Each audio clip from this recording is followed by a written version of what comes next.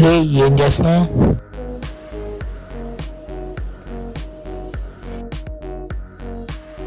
ఏంట్రా చెప్పరా బాబు. ఏం కాదురా, ఎన్నండి బీ కీస్ పని చేయట్లేదు.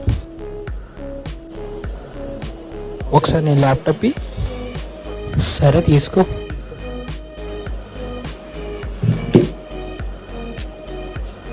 మైక్రోసాఫ్ట్ స్టోర్ నుంచి మైక్రోసాఫ్ట్ పవర్ కీస్ డౌన్లోడ్ చేసుకో. తర్వాత కీబోర్డ్ మేనేజర్లోకి వెళ్ళు. తర్వాత కీ మ్యాపింగ్లోకి వెళ్ళి ఫస్ట్ నీకు అవసరం లేని కీని సెలెక్ట్ చేసుకో.